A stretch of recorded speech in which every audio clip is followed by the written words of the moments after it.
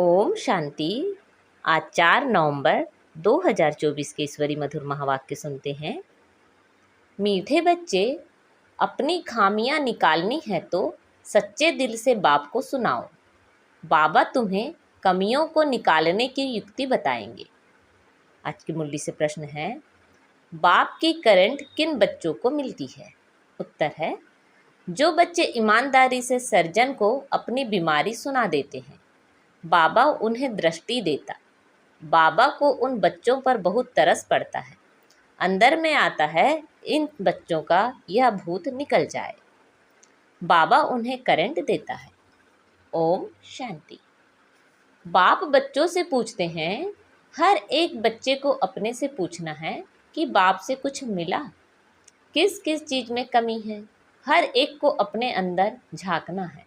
जैसे नारद का मिसाल है, उनको कहा, तुम अपनी शक्ल आईने में देखो, लक्ष्मी को वरने लायक है। तो बाप भी तुम बच्चों से पूछते हैं, क्या समझते हो, लक्ष्मी को वरने लायक बने हो? अगर नहीं तो क्या क्या खामियां हैं जिनको निकालने के लिए बच्चे पुरुषार्थ करते हैं? खामियों को निकालने का पुरुषार्थ करते व करते ही नहीं हैं। कोई कोई तो पुरुषार्थ करते रहते हैं। नए नए बच्चों को यह समझाया जाता है, अपने अंदर में देखो, कोई खामी तो नहीं है, क्योंकि तुम सबको परफेक्ट बनना है। बाप आते ही हैं परफेक्ट बनाने के लिए, इसलिए एम ऑब्जेक्ट का चित्र भी सामने रखा है। अपने अंदर से पूछो, हम इन जैसे परफेक्ट बने हैं? वह जिस्मानी विद्या पढ़ाने वाले टीचर आदि तो इस समय सब विकारी हैं। यह लक्ष्मी नारायण संपूर्ण निर्विकारियों का सैंपल है। आधा कल्प तुमने इन्हों की महिमा की है। तो अब अपने से पूछो, हमारे में क्या क्या खामियां हैं जिनको निकाल हम अपनी उन्नति करें और बाप को बतावें कि बाबा यह खामी है जो हमसे निकलती नहीं है। कोई उपाय बताओ। बीमारी सर्जन द्वारा ही छूट सकती है। कोई कोई नायब सर्जन भी होशियार होते हैं। डॉक्टर से कंपाउंडर सीखते हैं, होशियार डॉक्टर बन जाते हैं। तो ईमानदारी से अपनी जांच करो, मेरे में क्या क्या खामियां हैं जिस कारण मैं समझता हूँ यह पद पा नहीं सकूँगा। बाप तो कहेंगे ना, तुम इन जैसा बन सकते हो। खामियां बताएं तब बाबा राय दे। बीमारियां तो बहुत हैं, बहुतों में खामियां हैं। कोई में बहुत क्रोध है, लोभ है, उन्हें ज्ञान की धारणा नहीं हो सकती है जो कोई को धारणा करा सके। बाप रोज बहुत समझाते हैं, वास्तव में इतनी समझाने की जरूरत ही नहीं दिखती। मंत्र का अर्थ बाप समझा देते हैं। बाप तो एक ही है। बेहद के बाप को याद करना है और उनसे यह वर्षा पाकर हमको ऐसा बनना है। और स्कूलों में 5 विकारों को जीतने की बात ही नहीं होती। यह बात अभी ही होती है जो बाप आकर समझाते हैं। तुम्हारे में जो भूत हैं, जो दुख देते हैं, उनका वर्णन करेंगे तो उनको निकालने की बाप युक्ति बतलाएंगे। बाबा यह भूत हमको तंग करते हैं। भूत निकालने वाले के आगे वर्णन किया जाता है ना। तुम्हारे में कोई वह भूत नहीं। तुम जानते हो, यह 5 विकारों रूपी भूत जन्म जन्मांतर के हैं। देखना चाहिए हमारे में क्या भूत है, उसको निकालने के लिए फिर राय लेनी चाहिए। आंखें भी बहुत धोखा देने वाली हैं, इसलिए बाप समझाते हैं, अपने को आत्मा समझ, दूसरे को भी आत्मा समझने की प्रैक्टिस डालो। इस युक्ति से तुम्हारी यह बीमारी निकल जाएगी। हम सब आत्माएं तो आत्मा भाई भाई ठहरे, शरीर तो है नहीं। यह भी जानते हो, हम आत्माएं सब वापिस जाने वाली हैं। तो अपने को देखना है, हम सर्वगुण संपन्न बने हैं, नहीं तो हमारे में क्या अवगुण है। तो बाप भी उस आत्मा को बैठ देखते हैं, इनमें यह खामी है, तो उनको करंट देंगे। इस बच्चे का यह विंग निकल जाए। अगर सर्जन से ही छिपाते रहेंगे तो कर ही क्या सकते। तुम अपने अवगुण बताते रहेंगे तो बाप भी राय देंगे। जैसे तुम आत्माएं बाप को याद करती हो, बाबा आप कितने मीठे हो, हमको क्या से क्या बना देते हो। बाप को याद करते रहेंगे तो भूत भागते रहेंगे। कोई ना कोई भूत है जरूर। बाप सर्जन को बताओ, बाबा हमको इनकी युक्ति बताओ, नहीं तो बहुत घाटा पड़ जाएगा। सुनाने से बाप को भी तरस पड़ेगा। यह माया के भूत इनको तंग करते हैं। भूतों को भगाने वाला तो एक ही बाप है, युक्ति से भगाते हैं। समझाया जाता है, इन 5 भूतों को भगाओ। फिर भी सब भूत नहीं भागते हैं। कोई तो विशेष रहता है, कोई में कम, परंतु है जरूर। बाप देखते हैं इनमें यह भूत है। दृष्टि देते समय अंदर चलता है ना, यह तो बहुत अच्छा बच्चा है, और तो इन सब में अच्छे अच्छे गुण हैं, परंतु बोलते कुछ नहीं है, किसी को समझा नहीं सकते हैं। माया ने जैसे गला बंद कर दिया है, इनका गला खुल जाए तो औरों की भी सर्विस करने लग पड़े। दूसरे दूसरे की सर्विस में अपनी सर्विस शिव बाबा की सर्विस नहीं करते हैं। शिव बाबा खुद सर्विस करने आए हैं। कहते हैं इन जन्म जन्मांतर के भूतों को भगाना है। बाप बैठ समझाते हैं, यह भी जानते हो झाड़ धीरे धीरे वृद्धि को पाता है, पत्ते झड़ते रहते हैं, माया विघ्न डाल देती है, बैठे बैठे ख्याल बदली हो जाते हैं। जैसे सन्यासियों को घृणा आती है तो एकदम गुम हो जाते हैं, ना कोई कारण ना कोई बातचीत। कनेक्शन तो सबका बाप के साथ है। बच्चे तो नंबरवार हैं, वह भी बाप को सच बताए तो वह खामियां निकल सकती हैं और उच्च पद पा सकते हैं। बाप जानते हैं कई ना बतलाने के कारण अपने को बहुत घाटा डालते हैं। कितना भी समझाओ परंतु वह काम करने लग पड़ते हैं। माया पकड़ लेती है। माया रूपी अजगर है, सबको पेट में डाल बैठी है, दुबन में गले तक फंस पड़े हैं। बाप कितना समझाते हैं, और कोई बात नहीं, सिर्फ बोलो 2 बाप हैं। एक लौकिक बाप तो सदैव मिलता ही है, सतयुग में भी मिलता है तो कलयुग में भी मिलता है। ऐसे नहीं कि सतयुग में फिर पारलौकिक बाप मिलता है। पारलौकिक बाप तो एक ही बार आते हैं। पारलौकिक बाप आकर नर्क को स्वर्ग बनाते हैं। उनकी भक्ति मार्ग में कितनी पूजा करते हैं, याद करते हैं। शिव के मंदिर तो बहुत हैं। बच्चे कहते हैं सर्विस नहीं है। अरे शिव के मंदिर तो जहाँ तहाँ हैं, वहाँ जाकर तुम पूछ सकते हो इनको क्यों पूजते हो। यह शरीरधारी तो है नहीं, यह है कौन? कहेंगे परमात्मा। इन बिगर और कोई को कहेंगे नहीं। तो बोलो यह परमात्मा बाप है ना। उनको खुदा भी कहते हैं, अल्लाह भी कहते हैं। अक्सर करके परम पिता परमात्मा कहा जाता है। उनसे क्या मिलने का है, यह कुछ पता है? भारत में शिव का नाम तो बहुत लेते हैं, शिव जयंती त्योहार भी मनाते हैं। कोई को भी समझाना बहुत सहज है। बाप भिन्न भिन्न प्रकार से समझाते तो बहुत रहते हैं। तुम किसी के पास भी जा सकते हो, परंतु बहुत ठंडाई से नम्रता से बात करनी है। तुम्हारा नाम तो भारत में बहुत फैला हुआ है, थोड़ी भी बात करेंगे तो झट समझ जाएंगे यह बीके हैं। गांव आदि तरफ तो बहुत इनोसेंट हैं, तो मंदिरों में जाकर सर्विस करना बहुत सहज है। आओ तो हम तुमको शिव बाबा की जीवन कहानी सुनावें। तुम शिव की पूजा करते हो, उनसे क्या मांगते हो? हम तो आपको इनकी पूरी जीवन कहानी बता सकते हैं। दूसरे दिन फिर लक्ष्मी नारायण के मंदिर में जाओ, तुम्हारे अंदर में खुशी रहती है। बच्चे चाहते हैं गावड़ों में सर्विस करें, सबकी अपनी अपनी समझ है ना। बाप कहते हैं पहले पहले जाओ शिव बाबा के मंदिर में, फिर लक्ष्मी नारायण के मंदिर में जाकर पूछो इन्हों को यह वर्षा कैसे मिला हुआ है। आओ तो हम आपको इन देवी देवताओं के 84 जन्मों की कहानी सुनाएं।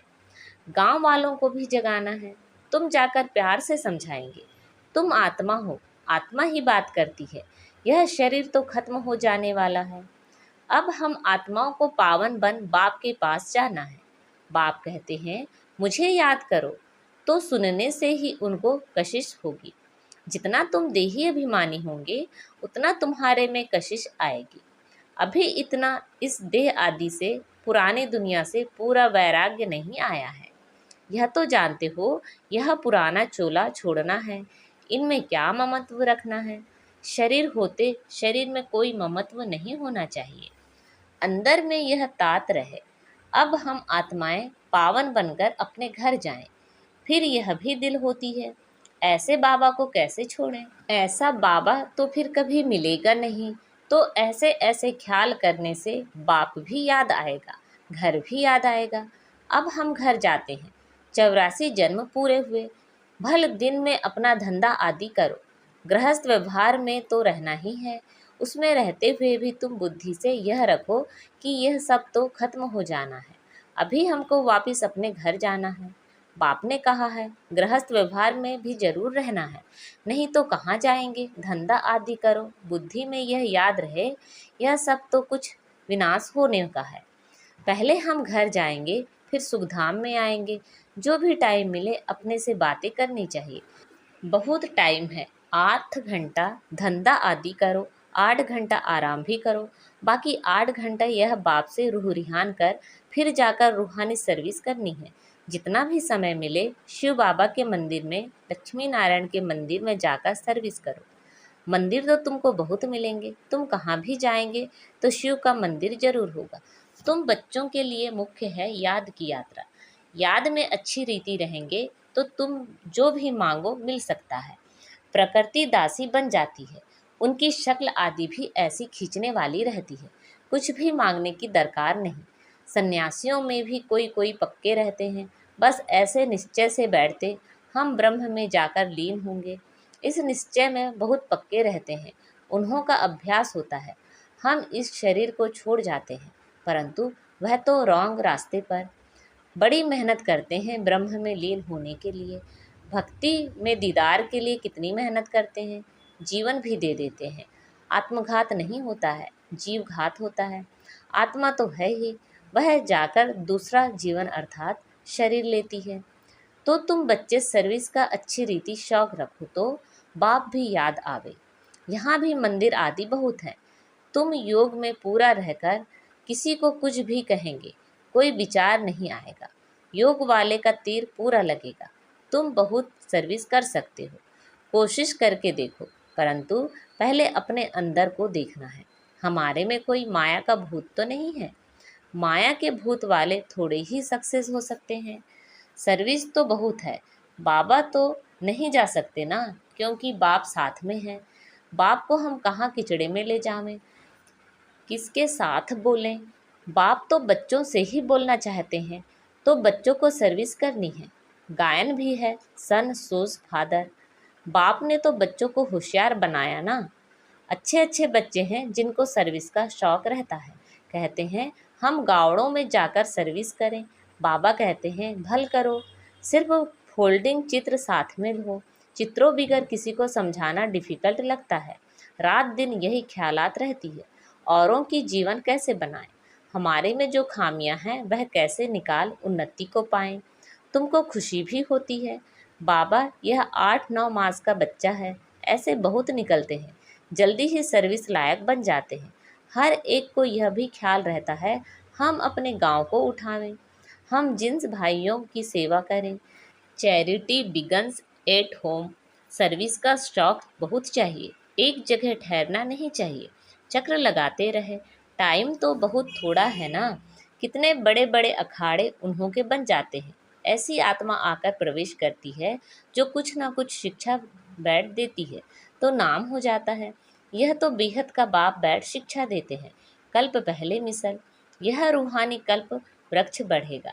निराकारी झाड़ से नंबरवार आत्माएं आती हैं। शिव बाबा की बड़ी लंबी माला व झाड़ बना हुआ है। इन सब बातों को याद करने से ही बाप भी याद आएगा, उन्नति जल्दी होगी। अच्छा, मीठे मीठे शिखिलदे बच्चों प्रति माता पिता बाप दादा का याद प्यार और गुड मॉर्निंग। रूहानी बाप की रूहानी बच्चों को नमस्ते। हम सब रूहानी बच्चों की रूहानी माता पिता बाप दादा को याद प्यार, गुड मॉर्निंग और नमस्ते। आज की मुरली से धारणा के लिए मुख्य सार है, कम से कम 8 घंटा बाप से रूह रिहान कर बड़ी ठंडाई व नम्रता से रूहानी सर्विस करनी है।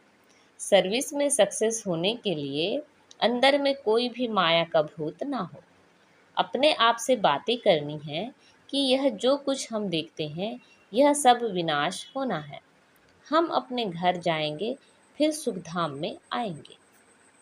आज बाबा ने हमें वरदान दिया है, अटल निश्चय द्वारा सहज विजय का अनुभव करने वाले सदा हर्षित निश्चिंत भव। अटल निश्चय द्वारा सहज विजय का अनुभव करने वाले सदा हर्षित निश्चिंत भव। निश्चय की निशानी है सहज विजय, लेकिन निश्चय सब बातों में चाहिए। सिर्फ बाप में निश्चय नहीं, अपने आप में, ब्राह्मण परिवार में, और ड्रामा के हर दृश्य में संपूर्ण निश्चय हो। थोड़ी सी बात में निश्चय टलने वाला ना हो। सदा यह स्मृति रहे कि विजय की भावी टल नहीं सकती। ऐसे निश्चय बुद्धि बच्चे क्या हुआ, क्यों हुआ, इन सब प्रश्नों से भी पार सदा निश्चिंत, सदा हर्षित रहते हैं। आज का स्लोगन है, समय को नष्ट करने के बजाय फौरन निर्णय कर फैसला करो। समय को नष्ट करने के बजाय फौरन निर्णय कर फैसला करो। अच्छा, ओम शांति।